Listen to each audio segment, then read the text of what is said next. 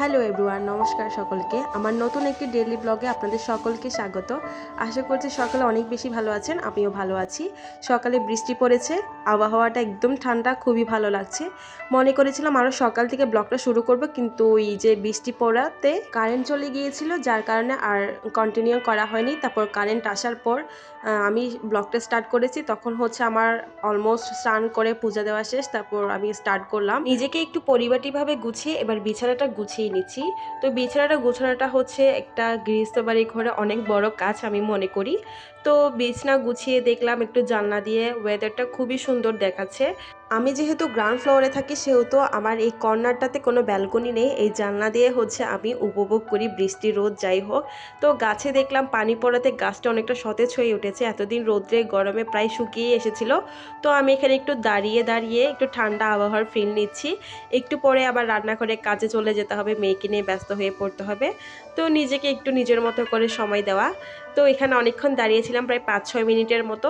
তারপর হচ্ছে মেয়েকে আমি টেনে টুরে বাথরুমে নিয়ে আসছি তাকে ব্রাশ করানোর জন্য। আর সকালবেলা সে ঘুম থেকে উঠলে কোনো রকমভাবে ব্রাশ করতে চায় না, যার কারণে আমি প্রায় সময় তাকে রাতেই ব্রাশ করিয়ে ফেলি। কারণ সে সকালবেলা মুখ ধুতে গেলে অনেক তালবাহানা করে, প্রায় সময় করতেই চায় না। তো জোর করে যতটুকু পারি আর কি। তো রান্নাঘরে চলে এলাম, রান্নাঘরে এসে দেখি চা বানানোর জন্য চা পাতা শেষ।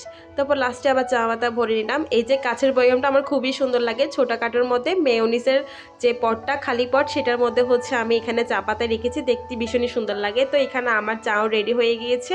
তো এখন ফ্রিজ থেকে ফ্রোজেন করা রুটি ছিল, রুটিগুলো বের করে নিলাম। আর ফ্রোজেন করা রুটি থাকলে একটা সুবিধা কি, সকাল সকাল আর রুটি বানাতে হয় না। সকাল সকাল রুটি বানানোটা একটা বিরক্তির কাজ আমার মনে হয়। তো যার কারণে আমি বেশি করে রুটি ফ্রোজেন করে রেখেছিলাম, সেখান থেকে প্রায় 4-5টা নিয়ে ছেঁকে গরম করে নিয়েছি।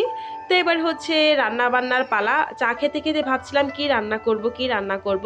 লাস্টে আমার মনে হলো যে লতি দিয়ে কিছু রান্না করি, কিন্তু লতি ছোলার আলসেমেতে শাক কাটাকাটি শুরু করে দিলাম। এই ফেনুন ডাল দিয়ে হচ্ছে শাকটা রান্না করব। মার বাসা থেকে আসার সময় মাকে বলেছিলাম যে এই ফেনুন ডাল দিয়ে আমার লতি শাক এসব খেতে ভালো লাগে। তখন মা বেশ অনেকটা পরিমাণ ফেনুন ডাল একদম ভেঙে চুড়ে একদম পরিপাটিভাবে দিয়েছে, যাতে আমার কোনো কষ্ট করতে না হয়। এই যে শাকগুলো আমার কাটা হয়ে গেছে, সেখান থেকে হচ্ছে লাল যে ঝুড়িগুলো আছে সেগুলো রান্না করব, আর বাকিগুলো হচ্ছে পলিথিন ভরে রেখে দিব অন্য একদিনের জন্য। কারণ এতগুলো শাক তো একসাথে খাওয়া যাবে না। এখানে ফেনুন ডাল যে ডালটা বসিয়েছিলাম সেটা সেদ্ধ হয়ে এসেছে, আর ডালের কালারটা একটু কালচে এসেছে, কিসের জন্য আমি বুঝতে পারছি না। যাই হোক, আমি শাকটা ভালোভাবে ধুয়ে ডালের মধ্যে দিয়ে দিয়েছি।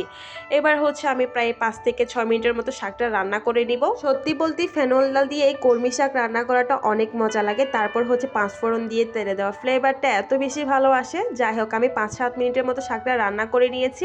এবার হচ্ছে 5 ফোড়ন দিয়ে তেলে দিব। আর এই শাকের চেয়ে কিন্তু লতি রান্না করে খেলে এই ডাল দিয়ে আরও বেশি মজা লাগে, এত বেশি মজা লাগে বলার বাইরে। আমি মূলত হচ্ছে যে এই ফেরন ডালগুলো মা থেকে এনেছিলাম যে লতি দিয়ে রান্না করে খাবো, কিন্তু লতি ছোলার একটা ঝামেলা আছে। কিন্তু আমি তো একটা টেকনিক জানি কিভাবে লতিটা তাড়াতাড়ি করে ছিলে নিতে হয়। নেক্সট টাইম ওইভাবে করে এই ডাল দিয়ে রান্না করে খাবো। তো এখানে হচ্ছে আমি শাকটা 5 ফোড়ন দিয়ে একদম ফোড়ন দিয়ে দিলাম ভালোভাবে।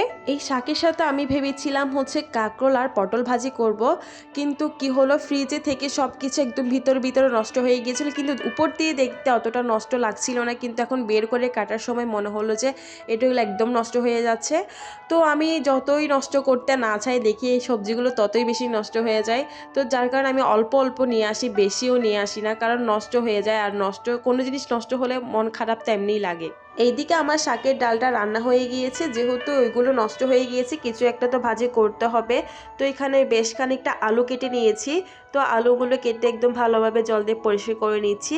এখন এদিকে আলু ভাজিটা বসিয়ে দিচ্ছি। আলু ভাজিটা বসিয়ে দিয়ে মেয়েকে হচ্ছে গরম পানি দিয়ে গা মুছিয়ে দিতে হবে, কারণ এখন ওয়েদারটা ঠান্ডা ঠান্ডা লাগছে, আবার গরমও লাগছে, দুইটাই মিক্স। মেয়ের দেখলাম একটু হালকা জ্বর কাশি হয়েছে। তো মেয়েকে স্নান করিয়ে দিয়ে খাওয়া দাওয়া শেষ করে হচ্ছে কাপড় চোপড় গুছাতে বসে গিয়েছি। এই কাপড় চোপড়গুলো হচ্ছে অনেক দিন ধরে শুকিয়েছি, কিন্তু মানে রাখবো করে রাখা হচ্ছে না। তো অ্যাটলিস্ট ভাবলাম আজকে যেহেতু তাড়াহুড়া করে রান্না বান্না সব কাজ হয়ে গিয়েছে, তো এখন একটু গুছিয়ে রাখি। তো আজকের মতো এখানে শেষ করছি। Tata, bye bye.